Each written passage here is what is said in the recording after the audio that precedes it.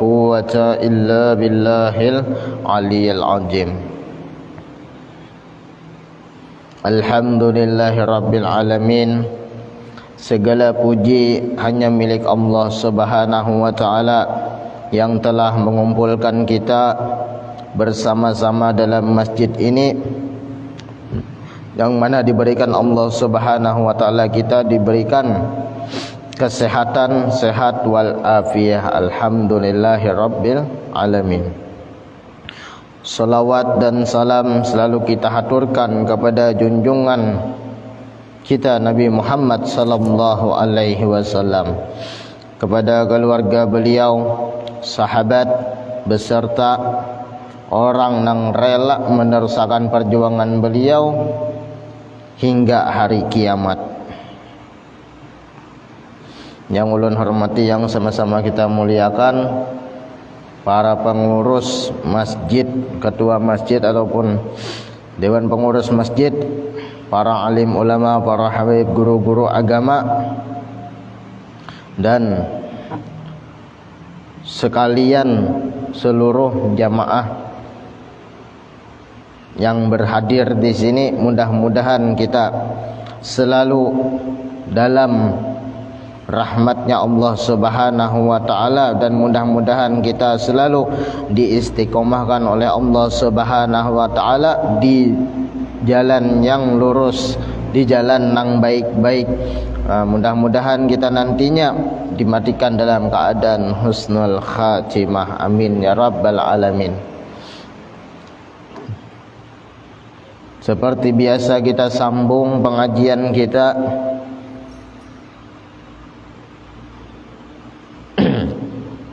yaitu daripada Imam Hasan al-Basri, ujar sidin, maktubun fi Taurat, ada tertulis di dalam kitab Taurat itu ada 5 kalimat. Yang pertama, annal ghaniyata, yaitu kekayaan,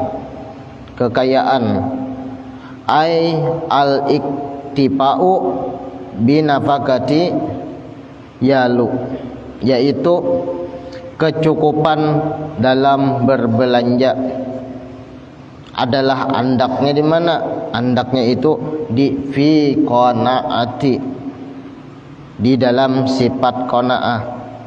Maksudnya qanaah di sini apa?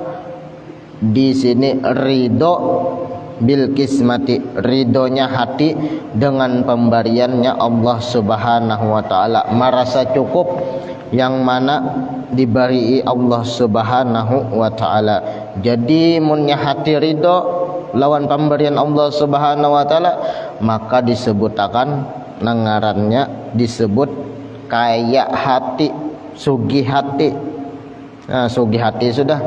Bilanya belum sugih, maka belum dianggap sugih. Nah, dan hati tenang, nah, indah ketika ketiadaan yang dihajatakan ini, nah, handaknya itu, maka ini termasuk kebutuhan kita. Tapi kadada walaupun kadada, tapi hati kita tetap tenang. Kadada nang kita kehendaki, adakah nang kita kehendaki, kadadakah tetap hati kita tenang. Ini disebut nangarannya sugih hati. Nah, nang kedua pulang, wa inna salamata, bahwa sesungguhnya keselamatan min apatil lisan, dari bahayanya lidah, salamat dari bahayanya muntung, itu andaknya fil ujlati, ketika di dalam berujlah. Artinya apa? Di sini ai adalah asal makna khuruju, keluar. Maksudnya apa? Yaitu menjauhi an khalifatil khalqi, daripada bergaul dengan makhluk yang kadang menguntungkan urusan dunia dan akhirat. Artinya katujuh berkumpul-kumpul dari makhluk nang kada menguntungkan, itu urusan dunia. Nah, bil intiqai, dengan terputusnya nang bujur-bujur ujlah itu ngarannya sama-sama kita itu kada bertamuan lawan makhluk, cuman ujlahnya yang kecil-kecilan. Jar kita ini diatur jadwal kita, diatur jadwal kita. Bilanya jadwal kebaikan, baik itu urusan dunia, baik itu urusan akhirat, hanyar ujar bahasa kata tuh mengaluar, hanyar keluar. Namun kadada menguntungkan urusan, jadi baras kada, jadi duit kada, jadi pahala kada. Nah maka dihindari nang kaya itu nang ngarannya ujlah tadi. Itu munnya hendak selamat daripada penyakit lidah tadi kita, penyakit lidah.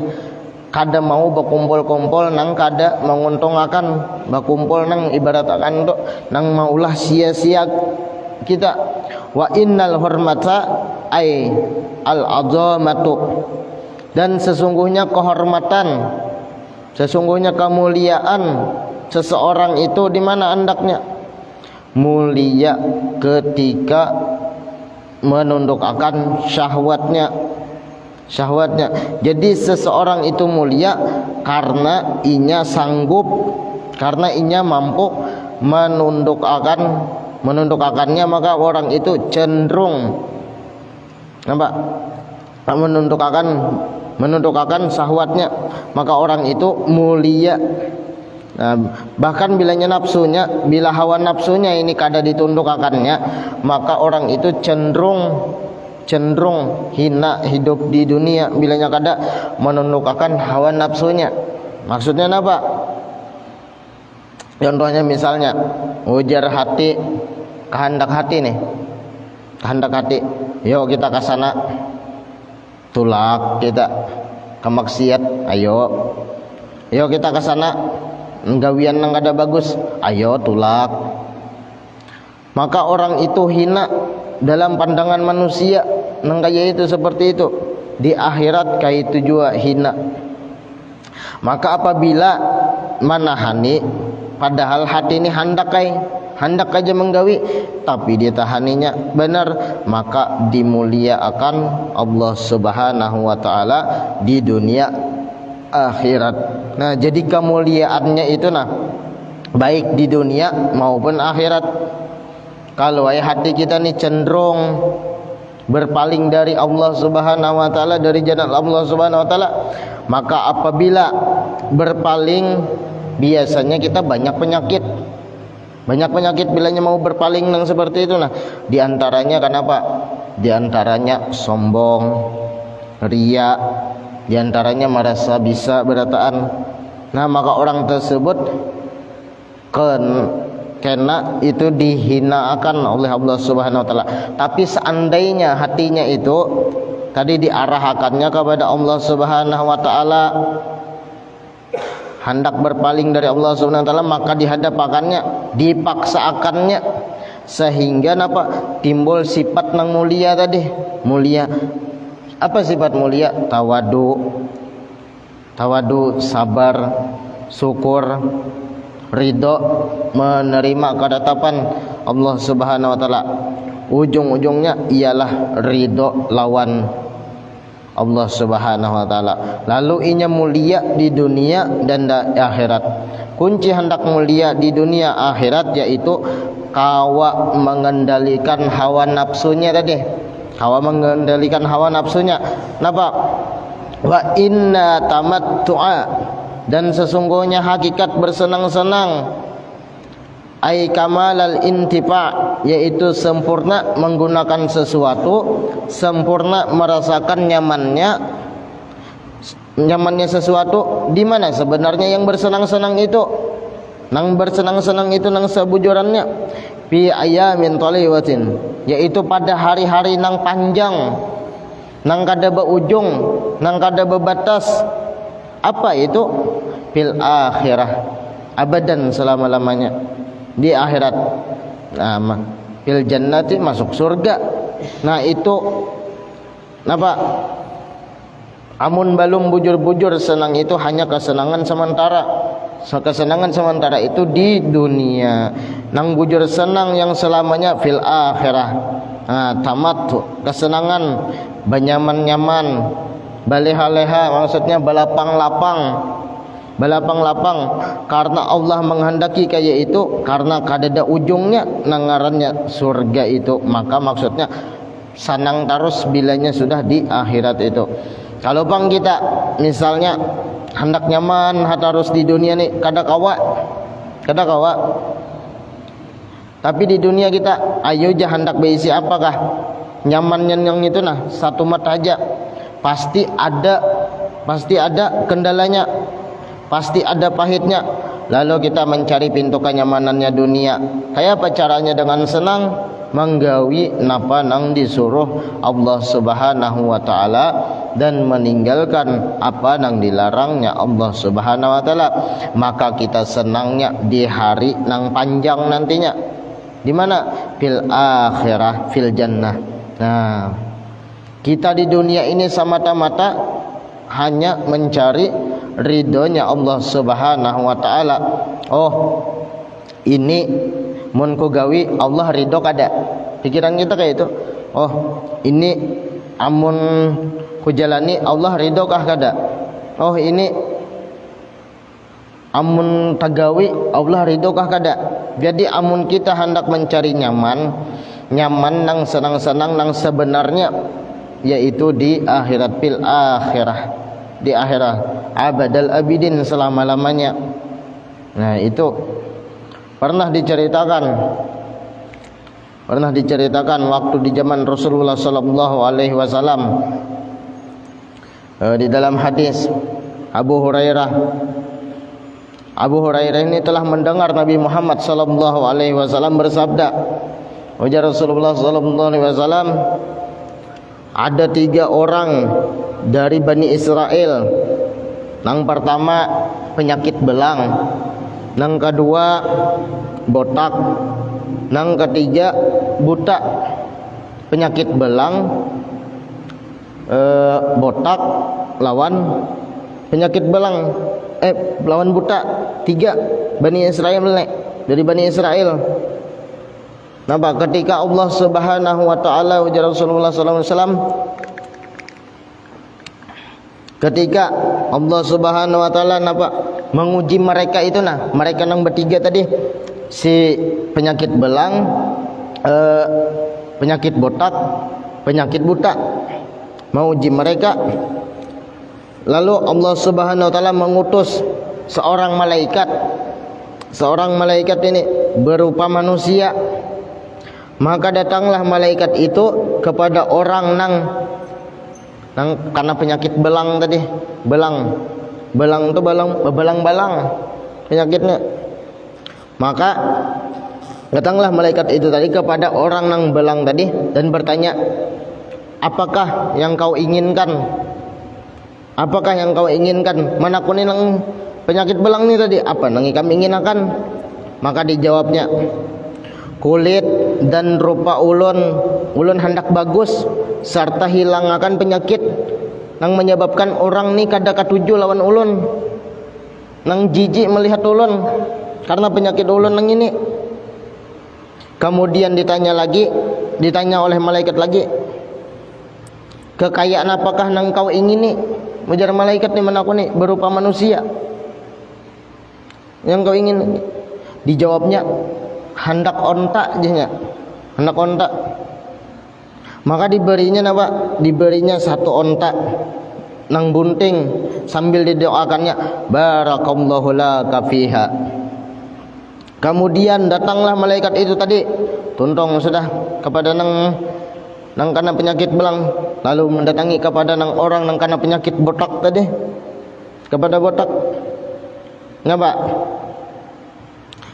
Ujar malaikat, apakah yang kau inginkan? Maka dijawab nang si botak tadi, ulun hendak rambut nang bagus dan hilang akan penyakit ulun nang menyebabkan kehinaan ulun ini nah di dalam pandangan orang. Maka diusapnya Maka diusap malaikat ini, diusap malaikat kepalanya. Lalu seketika itu juga tumbuhlah rambut nang diingininya. Nah, nang diingininya. Bahkan kemudian ditanya malaikat lagi, kekayaan apa nang kami inginakan? Maka dijawab nang si botak tadi, lembu. Maka diberinya lah satu lembu nang bunting sambil didoakannya, sambil berdoa pulang, barakallahu laka fiha, semoga Allah memberkahi bagimu kekayaanmu itu.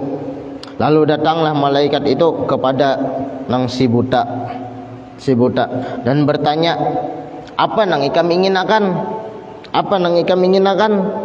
Dijawabnya kembalinya, dijawab nang oleh orang buta tadi.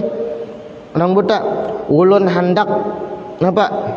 Penglihatan mata ulun ini nah, supaya ulun dapat melihat orang. Maka diusap malaikat matanya. Diusap malaikat, segera lalu terbuka matanya, maka dapat melihat. Maka ditanyakan oleh malaikat lagi, kekayaan apa nang ikam ingini? Maka dijawabnya kambing, hendak minta kambing.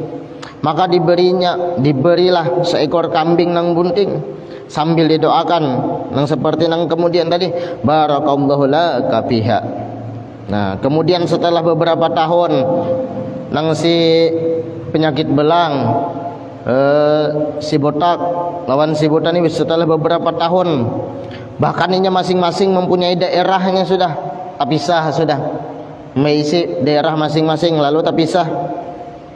Masing-masing nang penuh lawan onta ada, nang penuh lawan lembu ada, nang penuh lawan kambing ada. Maka datanglah malaikat itu, maka malaikat itu datang nang memberi tadi berupa orang nang miskin pulang, berubahnya mendatangi laksana keadaan si belang dahulu pada waktu ia belum sembuh. Nah, maka berkata, ujar malaikat ini berkata, datang kepada orang nang karena penyakit belang kayak itu.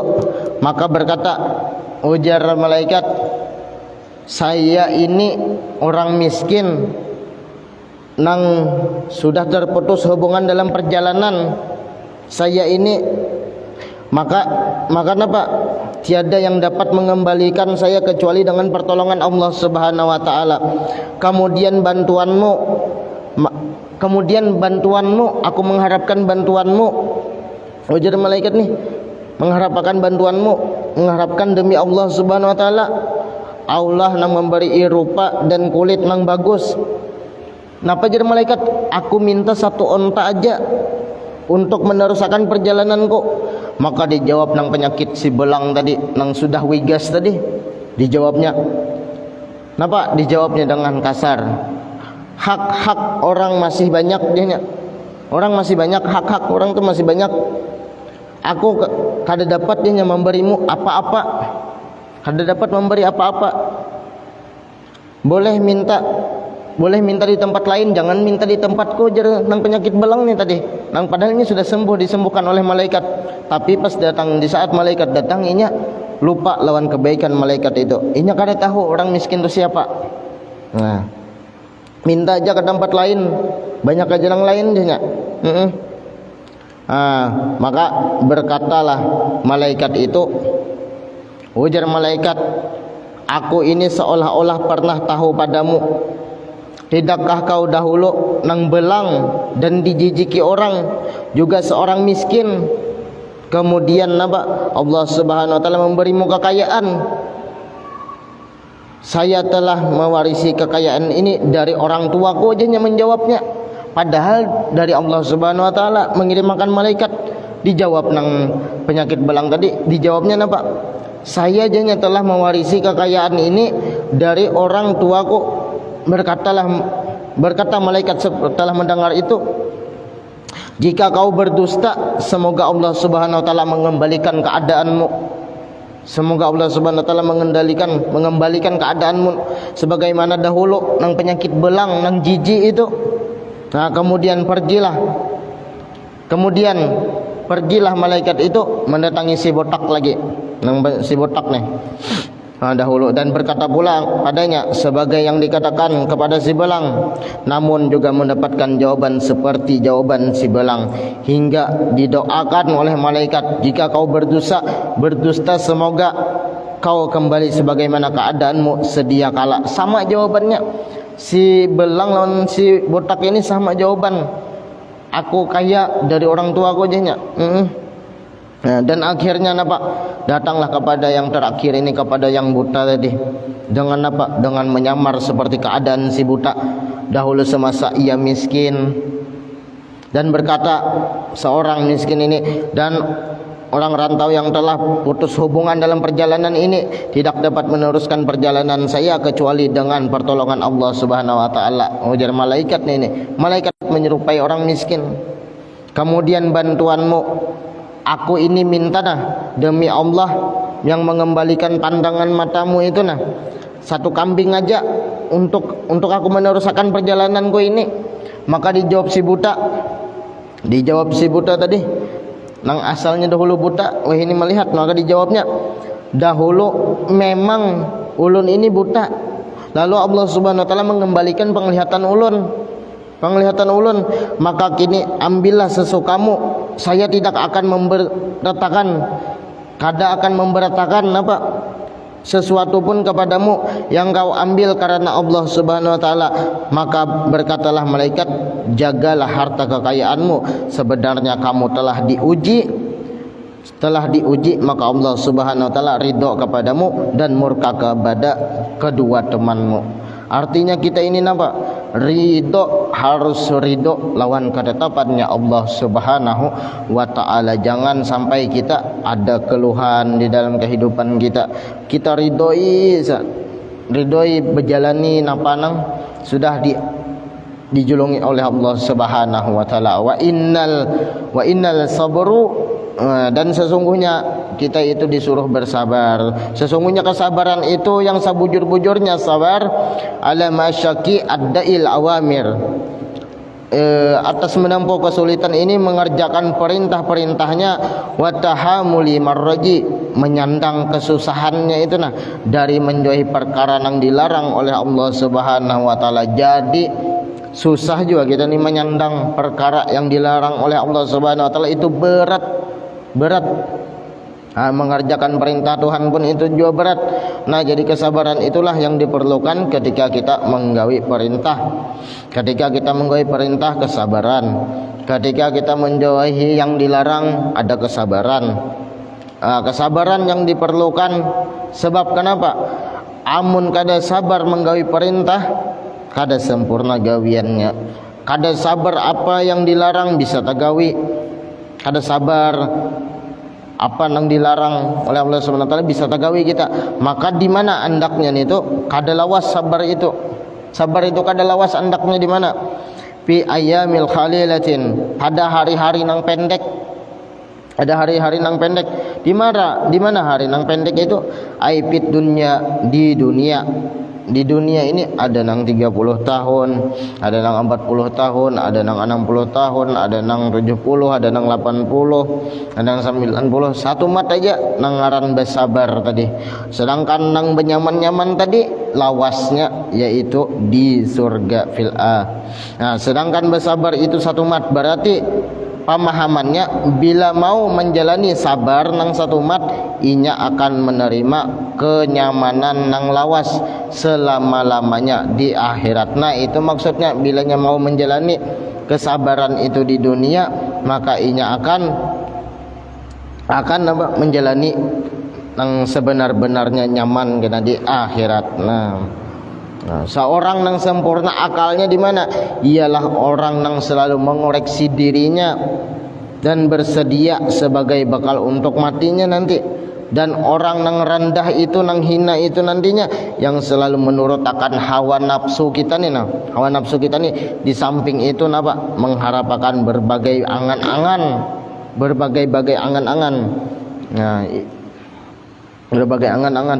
Wahayata qoblal mautika, gunakanlah hidupmu ini, gunakanlah hidup kita ini sebelum matimu. Maksudnya igtanim, gunakanlah kesempatan Matal kanaf'uhu ba'dal mautika, yaitu apa? Pekerjaan yang ada manfaatnya sebelum kamu mati. Fa inna man mata, siapapun ia sudah mati, kata amalu kada kawal lagi beramal. Bilanya sudah mati kada kawal lagi kita beramal. Wa farajaka, gunakanlah masa lapangmu. Orangnya hidup aja, sehat aja, tapi awal merasa sibuk aja. Ini berat. Qabla subulika, sebelum kita sibuk, karena kita ini kebanyakan merasa sibuk. Maksudnya kenapa? Peliharalah, ambillah kesempatan, keuntungan ganal ketika kita lapang. Apabila lapangnya bagi orang yang sudah dikuasai nafsunya, kada ada lagi nangarannya lapangnya. Nah, nangaran hidup ni artinya waktu itu sibuk terus fi hajhiddar. Jadi bisa-bisa kita mengatur waktu ini. Waktu gesan begawi nang kayak ini waktu gesan beribadah kayak ini. Sebab kenapa? Al waktu kasaifi, waktu itu seperti tajamnya pandangan. Waktu itu apa? Al waktu kasaifi, waktu itu seperti tajamnya pedang. Illam taftahu, jika tidak bisa mengendalikan tajamnya pedang, maka engkau akan terbunuh oleh pedang itu sendiri. Jadi manusia ini terbunuh oleh waktunya sendiri. Iya, kena menyesal karena waktu kada bisa berbulik. Karena kita ni pas paling sibuk sebenarnya itu ya kena di huru hara nampak, di huru hara hari kiamat itu hari yang paling sibuk. Kena sibuknya nampak memikirkan diri kita masing-masing. Nah, setiap manusia Allah berikan ujian, setiap manusia Allah berikan cobaan dalam hidupnya. Akan tetapi Allah Subhanahu wa taala kena telah menyediakan jalan keluarnya yang terbaik untuk hamba-hambanya yang mau berserah diri kepada Allah Subhanahu wa taala, bahkan selalu berdoa kepada Allah Subhanahu wa taala. Nah, kita hanya sedikit sakit yang kita rasakan, kita sudah merasa lemah dan banyak kesal. Bagaimana kita rasakan sakitnya nanti di sakaratul maut yang akan kita hadapi? Mungkin sakit yang kita rasakan sekarang dikarenakan dosa-dosa yang pernah kita lakukan kepada Allah Subhanahu wa taala. Mungkin saja hidup kita susah karena dosa-dosa kita yang kita lakukan. Maka marilah kita minta ampun kepada Allah Subhanahu wa taala atas dosa yang pernah sering kita lakukan, baik disengaja maupun tidak disengaja. Ya Allah ya Rahman, ampunilah segala dosa-dosa kami yang kami lakukan di dunia ini ya Rabb. Hamba yang sering kali tidak bangun di malam hari untuk bersujud doa kepadamu. Kami sering kali tidak membaca kalam suci Al-Quran, jarang menghadiri rumahmu, langgar musola. Di sisi umur kami ini, nah bimbing akan ke jalanmu yang benar. Nah kita minta seperti itu. Ya Allah, kami banyak sekali salah kepada orang tua kami. Ampuni kami, izinkan kami semua dan keluarga kami untuk bisa memandang dan berdoa di depan Ka'bah dan berziarah ke makam kekasihmu Sayyidina Muhammad sallallahu alaihi wasallam. Minta kita kepada Allah Subhanahu wa taala supaya apa? Supaya mendekatkan diri kita kepada Allah Subhanahu wa taala. Maka kita berdoa juga, jadikan kami orang yang beriman dan bertakwa. Lindungilah kami dari segala keburukan. Kami mengakui banyak salah dan dosa kepadamu, maka ampunilah kami dan wafatakanlah kami dalam keadaan husnul khatimah. Bahkan tempatkanlah kami di tempat yang engkau ridhoi, bisa berkumpul bersama Sayyidina Muhammad sallallahu alaihi wasallam. Kita ini rindunya kepada siapa? Rindunya kepada Rasulullah sallallahu alaihi wasallam. Siang malam kita rindu lan Rasulullah sallallahu alaihi wasallam. Mudah-mudahan kita dapat mimpi bertemu Rasulullah sallallahu alaihi wasallam. Rindunya hati kita hanya semata-mata rindu kepada Rasulullah sallallahu alaihi wasallam. Mudah-mudahan Allah bukakan dada kita, bukakan hati kita, dibukakan Allah hijab-hijab kita. Semoga kita bisa bertemu dengan Rasulullah sallallahu alaihi wasallam maupun di dunia maupun di akhirat nantinya, dan mudah-mudahan kita bisa berkumpul nantinya di surga bersama Rasulullah sallallahu alaihi wasallam. Amin ya rabbal alamin. Mungkin ini aja yang dapat ulun sampaikan. Ulun banyak minta maaf, minta halal, minta redha lawan buhan pian apabila dalam menyampaikan ulun kurang berkenan ataupun ada kesalahan atau kehilapan. Ulun banyak-banyak minta ampun dan maaf lawan buhan pian. Ulun akhiri wabillahi taufiq wal hidayah. Assalamualaikum warahmatullahi taala wabarakatuh.